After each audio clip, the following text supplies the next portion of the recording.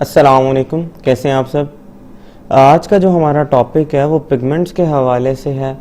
Pigments दो तरह के होते हैं, मेन फोटोसिंथेटिक पिगमेंट्स हैं, एक्सेसरी पिगमेंट्स हैं। इसके अलावा एमडी कैट के हवाले से मोस्ट इम्पॉर्टेंट पॉइंट्स को देखेंगे। यहाँ पे इम्पॉर्टेंट लिखा गया है, गलती से इम्पॉर्टेंट आना था।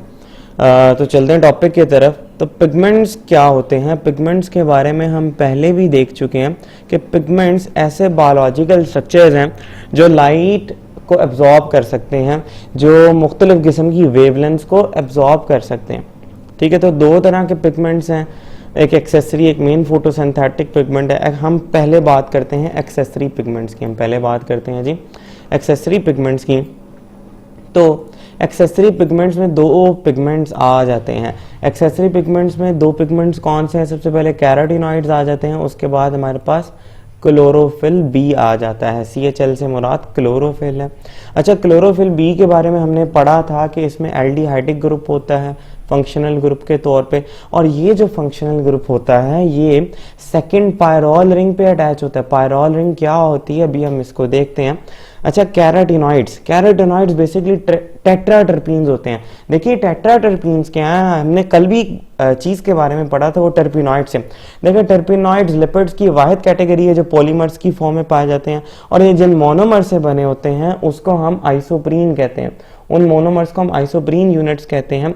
देखिए अगर मोनोटर्पीन है इसका मतलब वो दो आइसोप्रीन यूनिट से बना है, बढ़ाते जाएं। अगर डायटर्पीन है इसका मतलब वो चार आइसोप्रीन यूनिट से बना है, और अगर वो कोई चीज़ ट्राइटर्पीन है तो इसका मतलब वो 6 टर्पिनॉइड आइसोप्रीन यूनिट से बनी है। इसी तरह कैरोटीनॉइड्स टेट्राटर्पीन्स हैं। टेट्राटर्पीन का डबल क्या होता है? 8, यानी कि ये 8 आइसोप्रीन यूनिट से बने हैं। कितने आइसोप्रीन यूनिट से? 8 आइसोप्रीन यूनिट से बने हैं। ठीक है, यानी ये भी लिपिड्स की कैटेगरीज में आ जाते हैं। क्लोरोफिल बी के बारे में अभी हमने देखा कि इसमें फंक्शनल ग्रुप एल्डिहाइड ग्रुप होता है जो पायरोल रिंग पे पाया जाता है। इसके बाद कैरोटीनॉइड्स की दो टाइप्स होती हैं। चलते हैं टाइप्स की तरफ। तो दो टाइप्स में कौन कौन आ जाते हैं? ज़ेंथोफिल्स आ जाते हैं और कैरोटीन्स आ जाते हैं। यहाँ पे आपने जरा गौर करना है। देखिए मैं बात कर रहा हूँ कैरोटीनॉइड्स की, और कैरोटीनॉइड्स की दो टाइप्स होती हैं, एक होती है कैराटीन्स, एक होती है कैरोटीन्स, और दूसरी है ज़ेंथोफिल्स। कैरोटीन्स और कैरोटीनॉइड्स में फर्क है। Carotenoids is the broader category, जबकि कैरोटीन्स कैरोटीनॉइड्स के ही पार्ट या उसकी टाइप्स में से एक है। ठीक है, तो कैरोटीनॉइड्स का कलर कौन सा होता है? कैरोटीनॉइड्स का कलर ऑरेंज रेड कलर होता है। कैरोटीनॉइड्स का कलर ऑरेंज रेड होता है, जबकि ज़ेंथोफिल्स का कलर जो होता है वो येलो, ऑरेंज येलो होता है। वो कौन सा होता है? बेसिकली येलो होता है। अच्छा, ज़ेंथोफिल्स की भी दो टाइप्स हैं, एक होती है ज़ीज़ैंथीन, एक होती है फ्यूकोज़ैंथीन। जैसे क्लोरोफिल बी का हमने कल मोलेकुलर फार्मूला पढ़ा था, इसी तरह ज़ेंथोफिल्स के भी मोलेकुलर फार्मूले हैं। ज़ीज़ैंथीन का मोलेकुलर फार्मूला क्या है जी? C40H56O2 O twice. इसी तरह फ्यूकोज़ैंथीन का फार्मूला होता है C40H56O6। अच्छा, अगर मैं मज़ीद बात करूं तो कैरोटीन्स जो कैरोटीनॉइड्स की टाइप्स में से हैं उनमें सबसे इंपॉर्टेंट कैरोटीन बीटा कैरोटीन होता है, जबकि ज़ेंथोफिल में से सबसे इंपॉर्टेंट ज़ेंथोफिल ल्यूटीन होता है, और ये वाइडली डिस्ट्रीब्यूटेड है।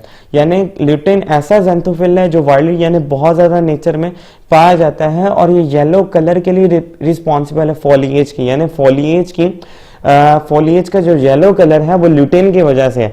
इसी तरह याद रखें कि बेसिकली जो ज़ेंथोफिल्स है ना, ज़ेंथोफिल्स वो कैरोटीन से ही बने हुए हैं। वो कैरोटीन्स के ही क्या है? डेरिवेटिव्स है। यानी अगर कैरोटीन्स ना होते तो ज़ेंथोफिल्स भी ना होते। यानी कि ज़ेंथोफिल्स ऑक्सीजन डेरिवेटिव्स हैं। ऑक्सीजन डेरिवेटिव्स यानी ऑक्सीजन रखने वाले डेरिवेटिव। देखा है ना आपने कि फ्यूकोज़ैंथीन, ज़ीज़ैंथीन के फॉर्मूले में ऑक्सीजन पाई जा रही, यानी कैरोटीन्स के ऑक्सीजन डेरिवेटिव्स ही क्या है?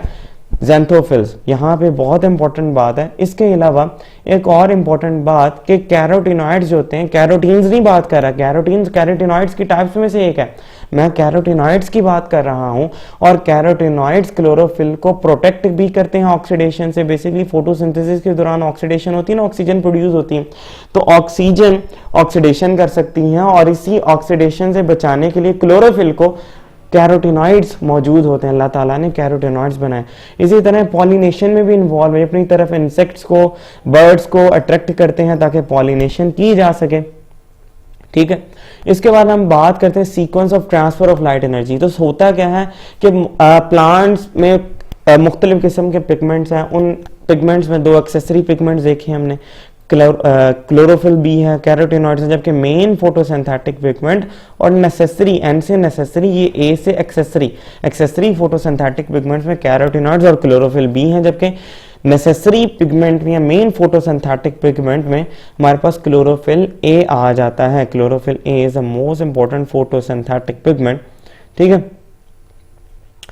तो होता क्या है कि सबसे पहले जो लाइट एनर्जी है, लाइट एनर्जी कैरोटीनॉइड्स एब्जॉर्ब करते हैं, ठीक है। कौन एब्जॉर्ब करता है जी? कैरोटीनॉइड्स इस लाइट एनर्जी को एब्जॉर्ब करते हैं। कैरोटीनॉइड से लाइट एनर्जी ट्रांसफर हो जाती है क्लोरोफिल बी की तरफ, क्लोरोफिल बी से ये एनर्जी क्लोरोफिल ए की तरफ ट्रांसफर कर दी जाती है, ठीक है।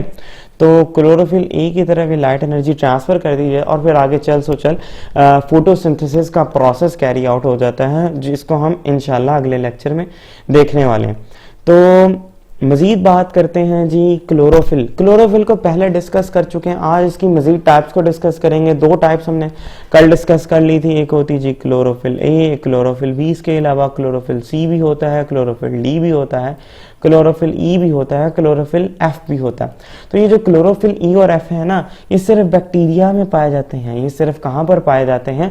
ये सिर्फ बैक्टीरिया में पाए जाते हैं और इसी वजह से इनको बैक्टीरियो क्लोरोफिल्स भी कहा जाता है। इसी वजह से इनको बैक्टीरियो क्लोरोफिल्स भी कहा जाता है, ठीक है। क्लोरोफिल ए और chlorophyll B main photosynthetic pigments हैं, ये बात मैंने यहाँ लिख दी है। क्लोरोफिल ए और बी, जो क्लोरोफिल ए हैं और बी हैं, ये प्लांट्स में पाए जाते हैं और ये मेन फोटोसिंथेटिक पिगमेंट भी है। ये वॉयलेट कलर की रेंज को ज़्यादा एब्जॉर्ब करते हैं, ये वॉयलेट कलर की वेवलेंथ को ज़्यादा एब्जॉर्ब करते हैं, लाइट्स को ज़्यादा एब्जॉर्ब करते हैं। और वॉयलेट कलर की जो वेवलेंथ की रेंज है वो कितनी है?